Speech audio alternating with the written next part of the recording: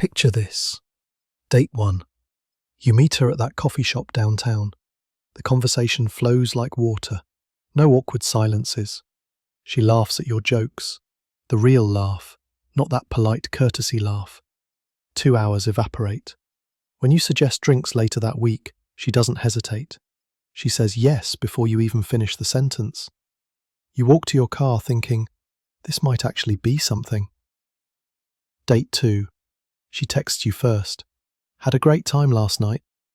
You feel it, that rare electric charge. You meet for dinner. The eye contact lingers. She touches your arm when she talks. You walk her to her car, and when you kiss her goodnight, she kisses back. Hard. When she pulls away, she says, I can't wait to see you again. And she means it. Date 3. Perfect. You pick a place she mentioned wanting to try. The conversation goes deeper. Childhood stories, past relationships, dreams she doesn't share with most people. She opens up. You open up. It feels real. When you drop her off, she looks at you like you're the only man on the planet. You drive home replaying every moment thinking, this is it. This is different. Day 4. Radio silence. You check your phone. Nothing. Maybe she's busy. Day 5. Still nothing. You send a casual text. Hey, been thinking about you. Dinner this week? 3 hours later. Hey, things have been crazy. I'll let you know. She never lets you know. You replay every conversation, every word. What did you say wrong? Was it the story about your ex? You scroll through your texts, analysing punctuation like you're decoding the Rosetta Stone. And here's the twist, my friend. The part that's going to break your brain. You didn't do anything wrong. You did everything too right. What I'm about to tell you isn't just dating advice. This is the biological mechanism that's been sabotaging every promising connection you've had. The invisible 72-hour evaluation window programmed into female neurology. Once you understand it, you'll never see early dating the same way again. Let's talk about what's actually happening in her brain during those first 3 dates. Every moment of connection, her brain is releasing dopamine, the same neurochemical that fires when you win money, achieve a goal, or take a hit of cocaine. Dopamine is the anticipation chemical, the pursuit chemical. And here's the biological truth most men never learn. Dopamine isn't triggered by having something. It's triggered by chasing something uncertain. Date 1. Maximum uncertainty. Who is this person? Will he like me? Her dopamine is spiking with every question mark. You're a mystery, an unknown variable. Date 2. The mystery deepens. Is he genuinely interested? Does he have other options? Her dopamine stays elevated because the outcome is uncertain. Date 3. The critical juncture. Because by date 3, you've shown your hand. You've texted back immediately every single time. You've cleared your schedule. You've validated her with compliments. You've talked about future plans. We should check out that new restaurant. And with every signal of investment, you've done something catastrophic to her neurochemistry. You've removed uncertainty. The mystery is solved. The puzzle is complete. The game is over. And when you made yourself completely available, completely predictable, completely obtained, her dopamine didn't just drop, it crashed. Now let me explain the evolutionary context. Women evolved to be choosers, not pursuers. In the ancestral environment, choosing wrong meant 9 months of vulnerability and years of child-rearing with limited resources. Her biology developed an extended evaluation mechanism, a subconscious screening process that doesn't end after date 1 or 2. It ends after date 3, in the 72 hours following that third encounter. This is the evaluation window, the period when her limbic system processes all the data and makes a verdict. Not a conscious decision, a feeling, an instinct. And when you made yourself completely available, when you demonstrated you were more invested than she was, her limbic system reached a brutal conclusion. What's easily obtained can't be high value. You became abundant. She lost interest. and there's nothing you can do to logic your way out of a neurochemical verdict. Let me tell you about Marcus, 32, software engineer. Met a woman on Hinge. We'll call her Sarah. First date went great. Second date, even better. By the third date, Marcus was already planning their future. Not explicitly, but in his head, he'd made the decision. This is the one. So he did what every well-intentioned man does. He showed his cards. He texted her the next morning. Had an amazing time last night, can't stop thinking about you. He sent her a song that reminded him of her. He asked when she was free again. When she said she was busy that weekend, he suggested 3 alternative dates. Every text, every gesture, every moment of availability was sending the same subconscious message. I'm more invested in you than you are in me. And her brain read that signal exactly as evolution programmed it to. Low mate value. Here's what most men don't understand, brother. Early stage dating isn't about compatibility. It isn't about connection. It isn't about being genuine or authentic or vulnerable. It's about perceived scarcity. Think about it from basic economics. When something is rare, when it's hard to obtain, we assign it high value. Gold, diamonds, limited edition sneakers. The principle doesn't change when we're talking about human attraction. When you make yourself immediately available, when you respond within minutes, when you rearrange your life to accommodate her schedule, you're not demonstrating interest. You're demonstrating abundance. You're showing her that she's your best option, maybe your only option. And women are hardwired to be repelled by that. It's not conscious. She's not sitting there thinking, this guy is too available, therefore I'm not attracted to him. It's deeper than that. It's limbic. It's the same system that makes you lose interest in a video game once you've beaten it. Once the challenge is gone, so is the dopamine. You gave yourself to her freely. She stopped working for you. Game over. Let's talk about the behavioral patterns that signal you've already lost. The signs most men are completely blind to because they're too intoxicated by the initial chemistry. Warning sign 1, the instant reply.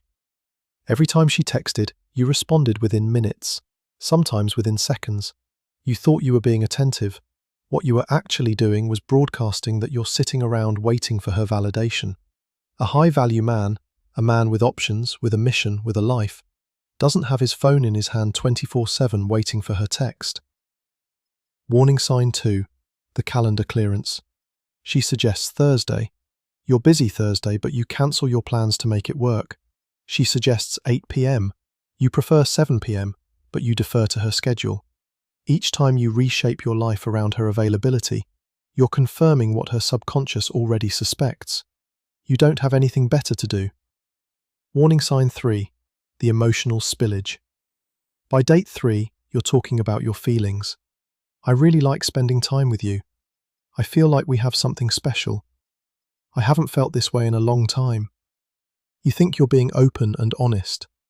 What you're actually doing is removing every ounce of mystery and uncertainty from the equation. Warning sign 4, the validation overflow. You look amazing. You're so smart. I love your energy. Compliments aren't bad, but when they're constant, when they're unprompted, when she hasn't earned them, they become participation trophies. And participation trophies signal low standards. Warning sign 5, the future presumption. We should go to that concert next month. You'd love my friends.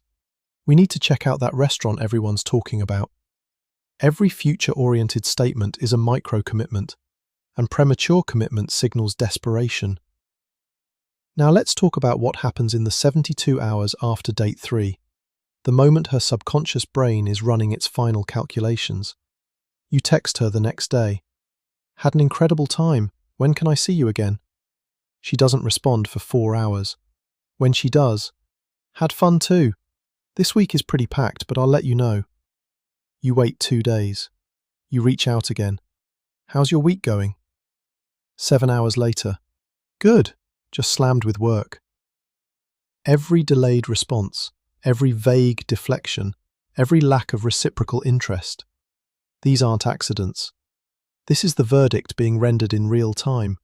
You're watching the collapse, and every desperate attempt to resurrect it only confirms her decision. Now here's where it gets even more insidious, my friend.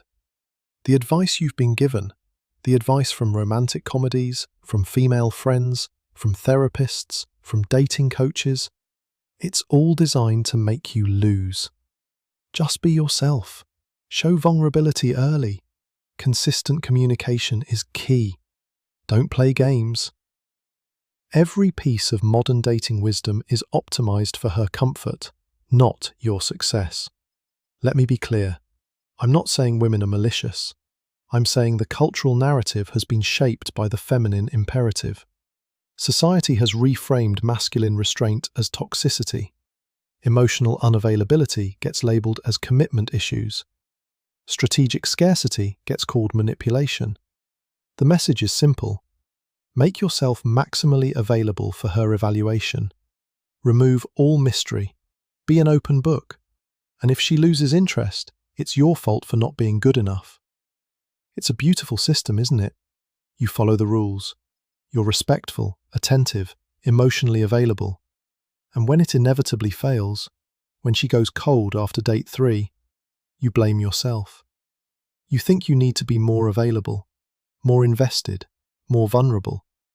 So you try again with the next woman. Same advice, same behavior, same result. The definition of insanity. Here's the truth no one wants to say out loud. Early stage attraction isn't about compatibility or values or emotional connection. Those things matter for relationships. But in the first 72 hours after date 3, her brain is running a different algorithm. It's assessing perceived value, scarcity, status. And the man who made her laugh, who challenged her, who remained slightly unavailable, he's the one who passes the test. Not you. Not the guy who did everything right. Let me paint you a different scenario. Same woman, same 3 dates. But this time, the guy, Derek, plays it differently. Date 1. Great conversation. But when she lingers at the end, hoping for a kiss, Derek gives her a hug. Just a hug. He tells her he had fun and walks away. She goes home, confused, intrigued. Date 2. Derek takes 12 hours to respond to her texts. When they meet up, he's engaged but not effusive. He teases her lightly, disagrees with her on something minor. When she asks when they can see each other again, he says, "I'll check my calendar and let you know." Date 3.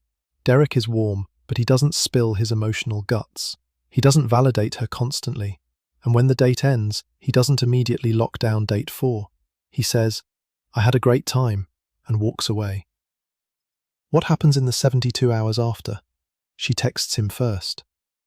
Not because Derek is better looking, more successful, or more compatible, because he maintained scarcity. He preserved mystery. I know what you're thinking. That's manipulative. That's playing games. But here's the uncomfortable truth, brother. The game is already being played. Women don't consciously decide to lose interest when you overinvest. Their biology decides for them.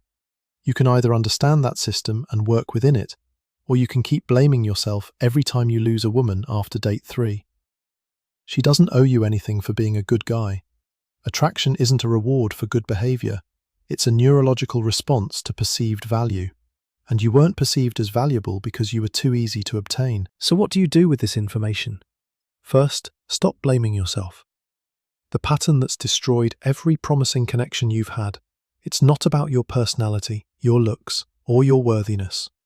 It's about understanding a biological mechanism and adjusting your behavior accordingly.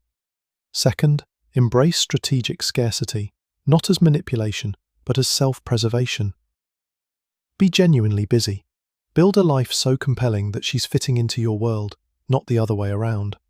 When she texts, don't respond immediately. Not because you're playing games, but because you have things happening that matter more than refreshing your phone every 30 seconds. Match her investment level, never exceed it. If she's taking 4 hours to respond, you take 6. If she's not asking questions, you pull back. If she's not initiating plans, you don't either. And here's the most important part. After date 3, go silent.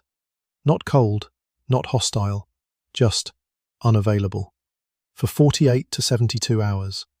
Let her subconscious run its evaluation without your interference. Let her wonder where you are, what you're doing, if you're losing interest. Because when she's the one feeling uncertain, when her dopamine is chasing you, that's when the dynamic shifts. The 72-hour rule isn't about her, brother. It's about you.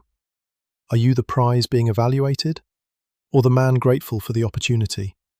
Change that frame, and you'll never lose a woman after date 3 again. The truth doesn't care about your feelings, but once you see it, you can't unsee it.